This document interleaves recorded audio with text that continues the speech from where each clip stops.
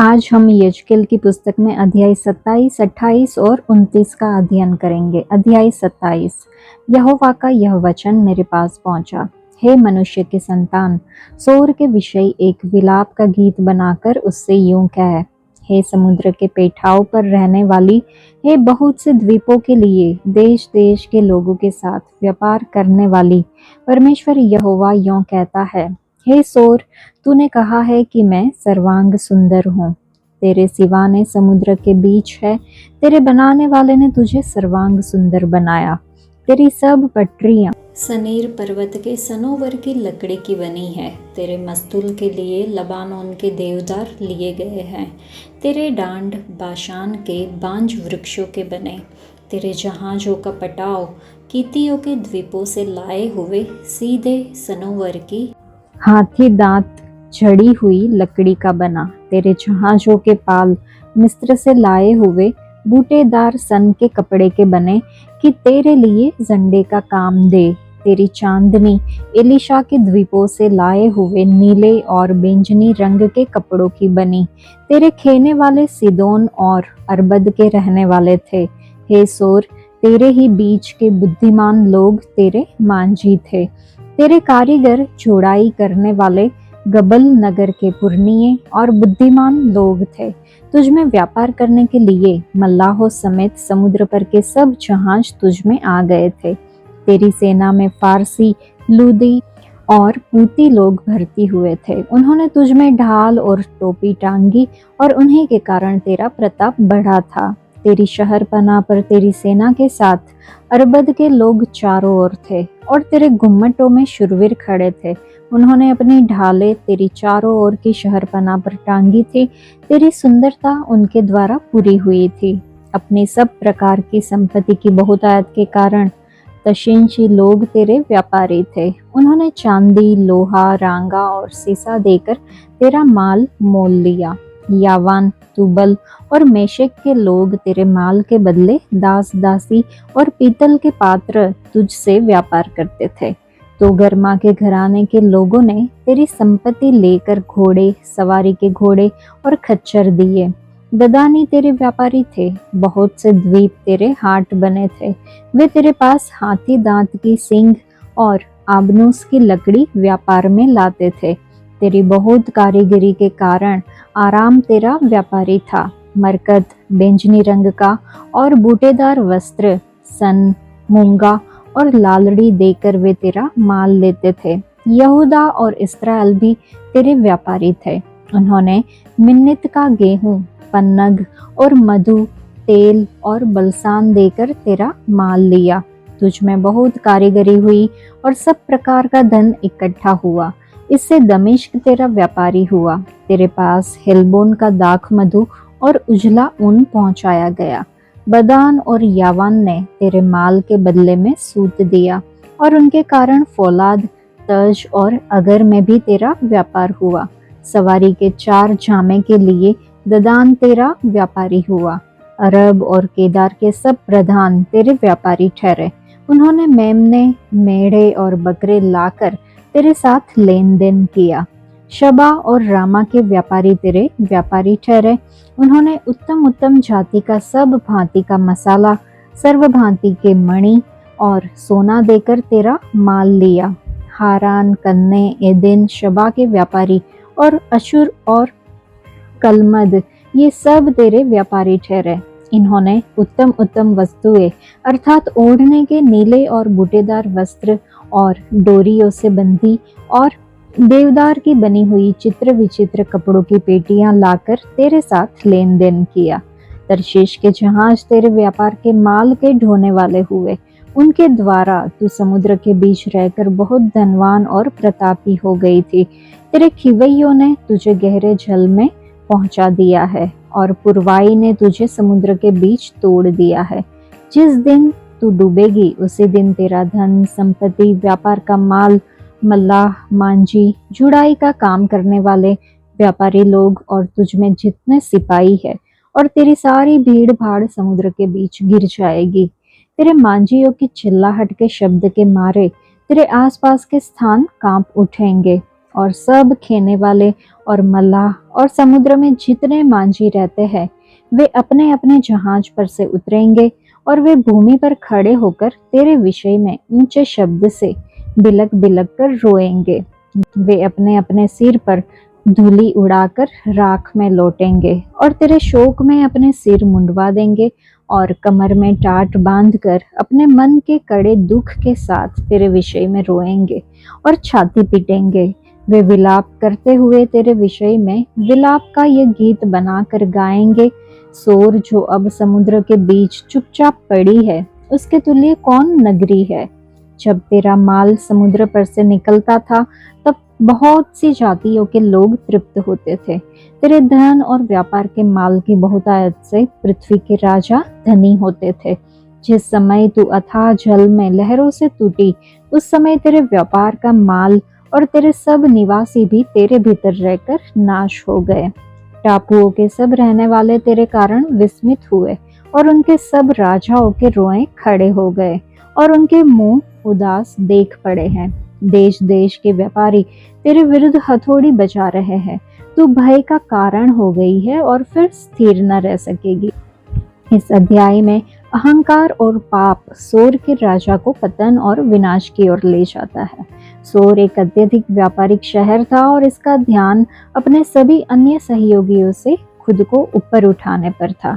इसलिए इसने अपनी शक्ति का उपयोग बेईमानी से व्यापार और बुरे व्यापारिक व्यवहारों के माध्यम से अधिक धन और शक्ति प्राप्त करने के लिए किया, जिसके कारण सोर के राजा को अपनी उपलब्धियों और धन पर गर्व होने लगा। वह खुद को ईश्वर मानता था और सोचता था कि उसे अपने जीवन में सभी सृष्टि के परमेश्वर की आवश्यकता नहीं है। सोर का राजा खुद की महिमा करना चाहता था और अपने अधीन रहने वाले लोगों के प्रति अन्यायपूर्ण तरीके से शासन करता था। वह अपने राज्य के उन लोगों की परवाह नहीं करता था जो हिंसा और अन्याय के कारण पीड़ित थे।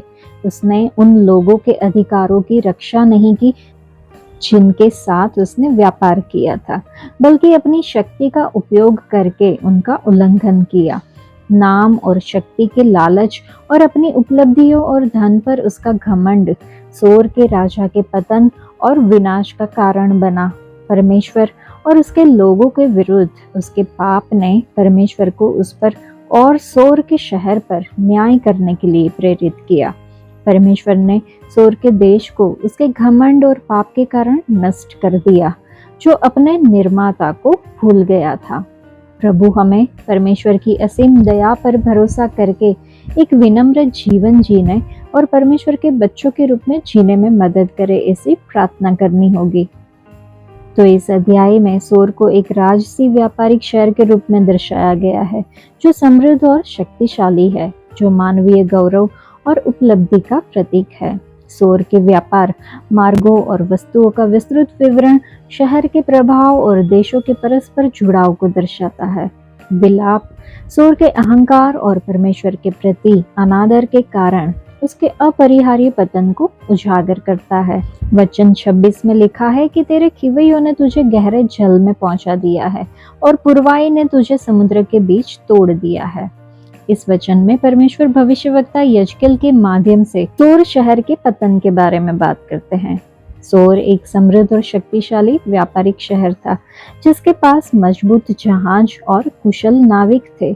लोगों को लगता था कि उनकी सफलता अटल है।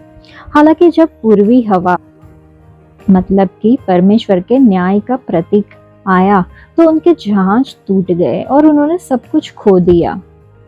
सोर का अपनी सामर्थ्य पर भरोसा उसके पतन का कारण बना। इसी तरह हम अपने जहाजों पर भरोसा करने के लिए लुभाए जा सकते हैं। वो हमारी नौकरियां, संपत्ति, रिश्ते, यहाँ तक कि हमारी योग्यताएं हो सकती है। हम योजनाएं बनाते हैं, कड़ी मेहनत करते हैं और सोचते हैं कि सब कुछ हमारे नियंत्रण में है, लेकिन फिर अप्रत्याशित तूफान आते हैं, जैसे कि बीमारी, आर्थिक परेशानी, रिश्तों में संघर्ष या फिर अन्य चुनौतियां। ये तूफान हमें टूटा हुआ और खोया हुआ महसूस करा सकते हैं। इसलिए केवल अपनी सामर्थ्य, कौशल या संसाधनों पर निर्भर न रहे। इसके बजाय हमें परमेश्वर पर भरोसा रखने की जरूरत है। जब जीवन के तूफान आते हैं तो वो हमारी शरण स्थान होता है, हमें सुरक्षित रूप से किनारे तक ले जाते हैं। तो चलिए आज हम अपने दिलों की जांच करें। हमने अपना भरोसा कहाँ रखा है? अपनी क्षमताओं, अपने धन या फिर अपनी पदवी पर?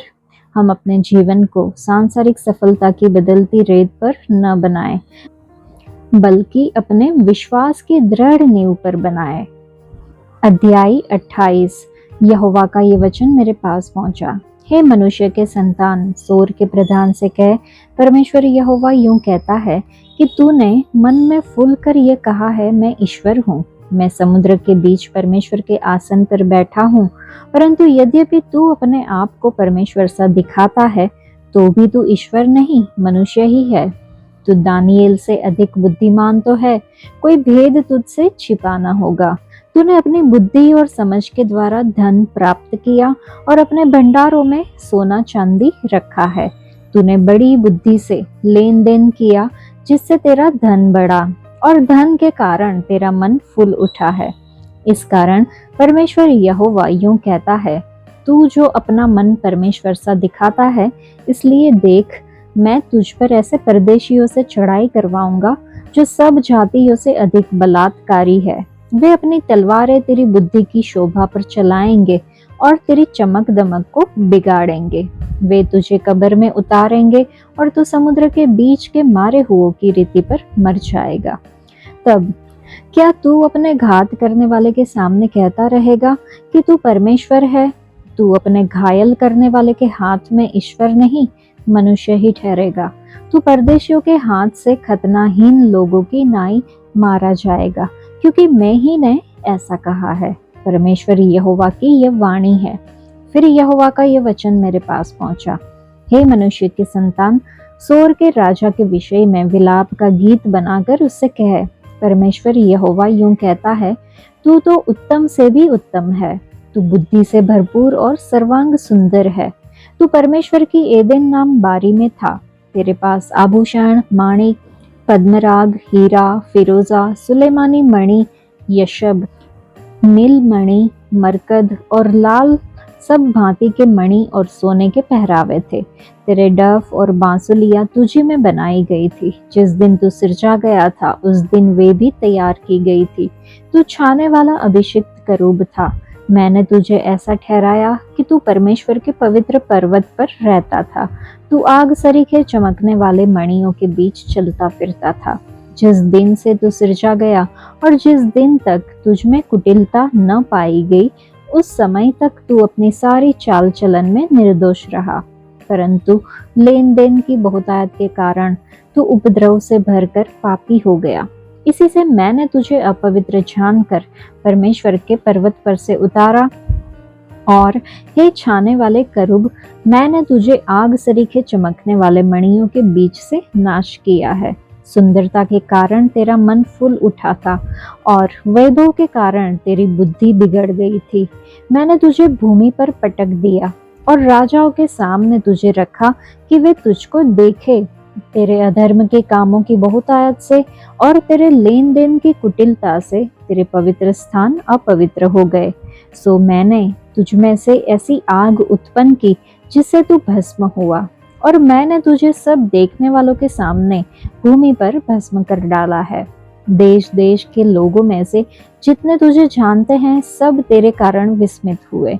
तू भय का कारण हुआ है और फिर कभी पाया न जाएगा।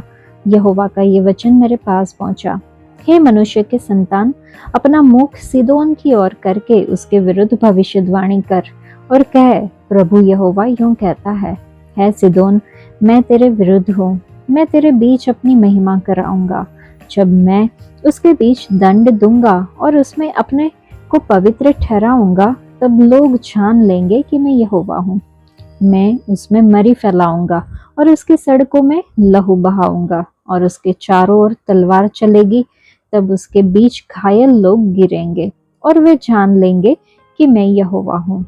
और इस्राएल के घराने के चारों ओर की जितनी जातियां उनके साथ अभिमान का बर्ताव करती है, उनमें से कोई उनका चुभने वाला कांटा वह बेधने वाला शूल फिर न ठहरेगी। तब वे जान लेंगी कि मैं परमेश्वर यहोवा हूँ। परमेश्वर यहोवा यूं कहता है, जब मैं इस्राएल के घराने को उन सब लोगों में से इकट्ठा करूंगा जिनके बीच वे तितर बितर हुए हैं, और देश देश के लोगों के सामने उनके द्वारा पवित्र ठहरूंगा, तब वे उस देश में वास करेंगे जो मैंने अपने दास याकूब को दिया था। वे उसमें निडर बसे रहेंगे। वे घर बनाकर और दाख की बारियां लगाकर निडर रहेंगे। तब मैं उनके चारों ओर के सब लोगों को दंड दूंगा जो उनसे अभिमान का बर्ताव करते हैं। तब वे जान लेंगे कि उनका परमेश्वर यहोवा ही है। यह अध्याय सोर के पीछे सांसारिक राजकुमार और आत्मिक सत्ता दोनों को संबोधित करता है तथा उनके पतन के मूल कारण के रूप में घमंड को उजागर करता है। सोर के राजा की एक सुंदर लेकिन पतित प्राणी के रूप में कल्पना अभिमान और आत्म प्रशंसा के विरुद्ध चेतावनी के रूप में कार्य करती है। परमेश्वर का न्याय सुनाया जाता है जो इस बात पर जोर देता है कि कोई भी शक्ति उसकी सर्वसत्ता के विरुद्ध खड़ी नहीं हो सकती। विनम्रता महत्वपूर्ण है। घमंड विनाश की ओर ले जाता है। खुद को ऊपर उठाने के बजाय दूसरों की सेवा करने का प्रयास करे। 5वें वचन में लिखा है कि तूने बड़ी बुद्धि से लेन देन किया, जिससे तेरा धन बढ़ा और धन के कारण तेरा मन फूल उठा है। ये वचन में यहोवा बताते हैं कि धन ने सोर के राजा को घमंडी बना दिया। दूसरों के लिए घमंड शक्ति, सुंदरता, ज्ञान, परिवार और उनकी प्रतिभा उसके कारण हो सकता है। बीमारी शरीर और मन की एक अस्वस्थ स्थिति है जिसके साथ लक्षण जुड़े होते हैं। इस परिभाषा के अनुसार घमंड को एक बीमारी माना जा सकता है। घमंड मन की बीमारी है जो किसी गलत विचार के कारण होती है, जो हमारे रवैये, शब्द और शारीरिक भाषा में प्रकट होती है। नीति वचन 16 में लिखा है कि विनाश से पहले गर्व और ठोकर खाने से पहले घमंड होता है। घमंडी लोगों को सभी लोग नापसंद करते हैं। घमंड निश्चित रूप से व्यक्ति को उसके पतन की ओर ले जाता है और इसलिए यह एक नीचे की ओर जाने वाला चक्र है। पाप के रूप में घमंड इब्लिस जितना पुराना है और हम जितना ही नए हो, हमारे जीवन में घमंड के लक्षण कुछ होते हैं, जैसे कठोर आत्मा, अधिकार, बड़बड़ाना, दोष ढूंढना, लोगों को प्रसन्न करना, पाखंड, कपटीपन, परमेश्वर के प्रति अनादर, प्रार्थना न करना, परमेश्वर के विरुद्ध विद्रोह करना। चलिए हम खुद को परखें कि क्या हमारे अंदर इनमें से कोई भी लक्षण मौजूद है, और अगर ऐसा है तो हमें परमेश्वर के सामने खुद को विनम्र करना चाहिए और उससे हमें चंगा करने के लिए कहना चाहिए, और हमें दूसरों को भी अपने से बेहतर समझना चाहिए। विनम्र होने के लिए हमें बुद्धि की जरूरत है, जो परमेश्वर की ओर से एक उपहार है और कोई भी इसे मांग सकता है। तो घमंड एक पाप है, विनम्रता घमंड का मार्ग है, और प्रार्थना न करना घमंड के लक्षण में से एक है। इस अध्याय में हमने यह भी देखा कि सोर का शासक दानियल से अधिक बुद्धिमान है। उसने अपनी बुद्धि से सोना और चांदी अर्जित किए। क्योंकि तूने अपना हृदय परमेश्वर के हृदय के समान बना लिया है, इसलिए तू भी मारे गए लोगों की तरह मरेगा। परमेश्वर हमेशा घमंडियों का विरोध करते हैं। वह नम्र लोगों पर अनुग्रह करते हैं। यहोवा यद्यपि महान है, लेकिन नम्र लोगों को देखते हैं, लेकिन वह ऊंचे लोगों को दूर से पहचानते हैं। बाइबल कहती है कि जो कोई भी खुद को नम्र बनाएगा वह ऊंचा किया जाएगा। फरीसी और चुंगी लेने वाले की प्रार्थना, जो प्रार्थना करने के लिए मंदिर गए थे, लूका रचित सुसमाचार अध्याय 18 में है।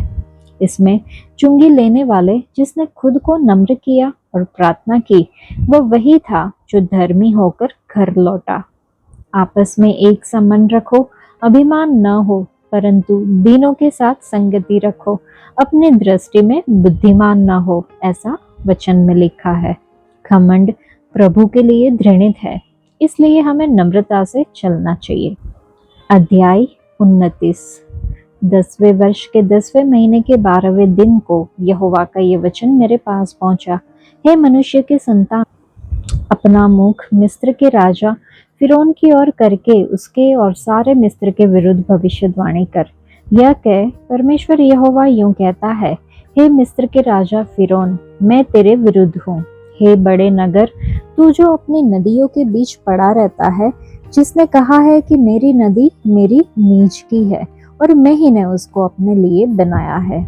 मैं तेरे झबड़ों में आंकड़े डालूंगा और तेरी नदियों की मछलियों को तेरी खाल में चिपटाऊंगा और तेरी खाल में चिपकी हुई तेरी नदियों की सब मछलियों समेत तुझको तेरी नदियों में से निकालूंगा। तब मैं तुझे तेरी नदियों की सारी मछलियों समेत जंगल में निकाल दूंगा और तू मैदान में पड़ा रहेगा। किसी भी प्रकार से तेरी सुधि न ली जाएगी। मैंने तुझे वन पशुओं और आकाश के पक्षियों का आहार कर दिया है। तब मिस्र के सारे निवासी जान लेंगे कि मैं यहोवा हूँ। वे तो इस्राएल के घराने के लिए नरकट की टेक ठहरे थे। जब उन्होंने तुझ पर हाथ का बल दिया, तब तू टूट गया और उनके पखोड़े उखड़ ही गए। और जब उन्होंने तुझ पर टेक लगाई, तब तू टूट गया और उनकी कमर की सारी नसें चढ़ गई।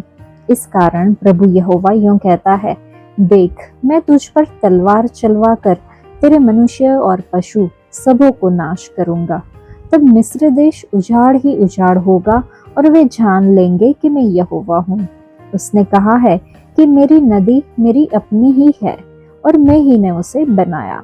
इस कारण देख, मैं तेरे और तेरी नदियों के विरुद्ध हूँ और मिस्र देश को मिग्दोल से लेकर सवेने तक, वरन कूश देश के सिवाने तक उजाड़ ही उजाड़ कर दूंगा। 40 वर्ष तक उसमें मनुष्य व पशु का पांव तक न पड़ेगा और न उसमें कोई बसेगा। 40 वर्ष तक मैं मिस्र देश को उजड़े हुए देशों के बीच उजाड़ कर रखूंगा और उसके नगर उजड़े हुए नगरों के बीच खंडर ही रहेंगे। मैं मिस्रियों को जाति जाति में छिन्न भिन्न कर दूंगा और देश देश में तितर बितर कर दूंगा। परमेश्वर यहोवा यूं कहता है कि 40 वर्ष के बीतने पर मैं मिस्रियों को उन जातियों के बीच से इकट्ठा करूंगा जिनमें वे तितर बितर हुए, और मैं मिस्रियों को बंधुआई से छुड़ाकर पत्रास देश में, जो उनकी जन्मभूमि है, फिर पहुंचाऊंगा और वहां उनका छोटा सा राज्य हो जाएगा। वह सब राज्यों में से छोटा होगा और फिर अपना सिर और जातियों के ऊपर न उठाएगा, क्योंकि मैं मिस्रियों को ऐसा घटाऊंगा कि वे अन्य जातियों पर फिर प्रभुता न करने पाएंगे, और वह फिर इस्राएल के घराने के भरोसे का कारण न होगा, क्योंकि जब वे फिर उनकी ओर देखने लगे, तब वे उनके अधर्म को स्मरण करेंगे और तब वे जान लेंगे कि मैं परमेश्वर यहोवा हूँ। फिर 27वें वर्ष के पहले महीने के पहले दिन को यहोवा का ये वचन मेरे पास पहुंचा।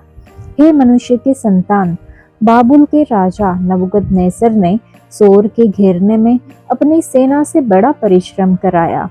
हर एक का सिर चंदला हो गया और हर एक के कंधों का चमड़ा उड़ गया, तो भी उसको सोर से न तो इस बड़े परिश्रम की मजदूरी कुछ मिली और न उसकी सेना को।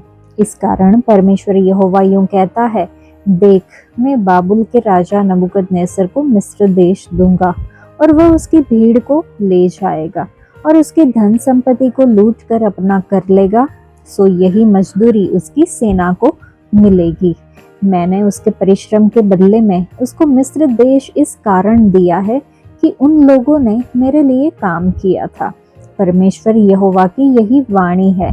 उसी समय मैं इस्राएल के घराने का एक सिंग उगाऊंगा और उनके बीच तेरा मुंह खोलूंगा और वे जान लेंगे कि मैं यहोवा हूँ।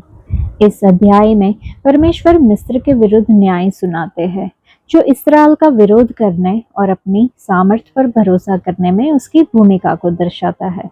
भविष्यवाणी इस बात पर जोर देती है कि मिस्र उजाड़ हो जाएगा, जो परमेश्वर से दूर जाने के परिणामों को दर्शाता है। इस्राएल के लिए पुनर्स्थापना का वादा उभरता है, जो उन लोगों के प्रति उनकी परीक्षाओं के बावजूद परमेश्वर की वफादारी को दर्शाते हैं। परमेश्वर हमें अपनी समझ या सामर्थ्य के बजाय उन पर भरोसा करने के लिए आमंत्रित करते हैं। सभी परिस्थितियों में उनका मार्गदर्शन ले। सांसारिक सफलता और भौतिक धन पर अपना भरोसा रखने से सावधान रहे, वे क्षण भंगुर है। सभी अधिकार आखिर परमेश्वर के नियंत्रण में है। नेतृत्व और निर्णयों में उन पर भरोसा रखे। उछड़ जाने में भी पुनर्स्थापना की आशा है। अपने जीवन में नवीनीकरण के लिए परमेश्वर के समय और योजना पर भरोसा रखे। सच्ची सामर्थ्य और सफलता केवल सर्वशक्तिमान परमेश्वर के साथ हमारे रिश्ते से आती है। यहाँ पे वचन 3 में लिखा है कि मेरी नदी अपनी ही है, मैंने ही इसे अपने लिए बनाया है। यहाँ पर यहोवा यजकेल से बात करते हैं, कहते हैं कि महान अजगर फिरौन नदी के बीच में लेटा हुआ है और कहता है कि नदी मेरी ही है और मैंने इसे अपने लिए बनाया है। यहोवा परमेश्वर ने व्यवस्था विवरण अध्याय 8 में पहले ही चेतावनी दी थी। लिखा है कि कहीं ऐसा ना हो कि तू सोचने लगे कि ये संपत्ति मेरी ही सामर्थ्य और मेरे ही भुज बल से मुझे प्राप्त हुई है। चलिए हम खुद को नम्र करें, पश्चाताप करें और विनती करते हुए बोले कि यीशु मुझे माफ कर दो। नदी के बीच में लेटे हुए फिरौन बड़े अजगर ने ये शब्द कहे। नदी समृद्धि का प्रतीक है। देखिए फिरौन कितने गर्व से बोलता है, उस धन, पैसे और संपत्ति पर भरोसा करते हुए जो परमेश्वर ने उसे दी थी। हम भी अपने जीवन में परमेश्वर की आशीष का आनंद लेते हुए उसी गर्व के साथ बोलते हैं। हम अपने अतीत को भूल गए हैं और ये दावा करते हैं कि सब कुछ हमारे अपने प्रयासों से आया है। चलिए हम परमेश्वर के सामने इस पाप को स्वीकार करें। फिरौन की सजा 40 साल की कैद थी।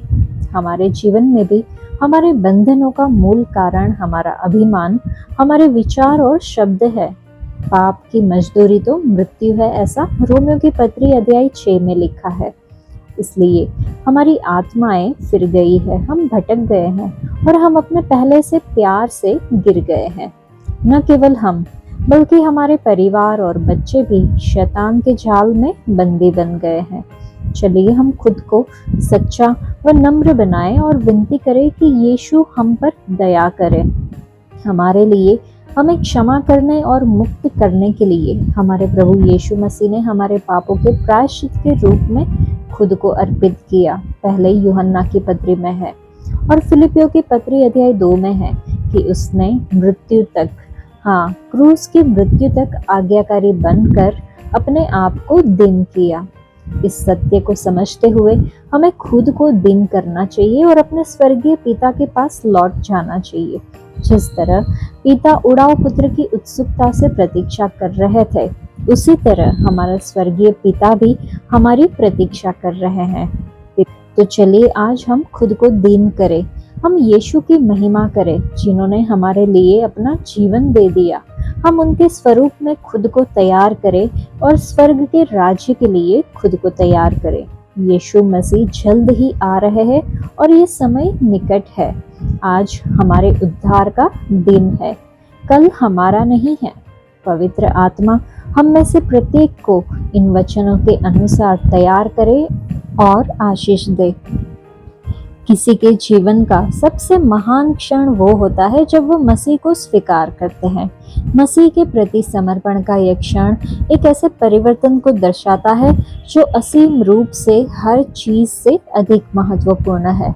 सुसमाचार प्रचार में सबसे बड़ी विफलताएं गलत बातें कहने में नहीं बल्कि कुछ भी न कहने में रही है। आज के लिए इतना ही। परमेश्वर आप सबको आशीष दे। धन्यवाद।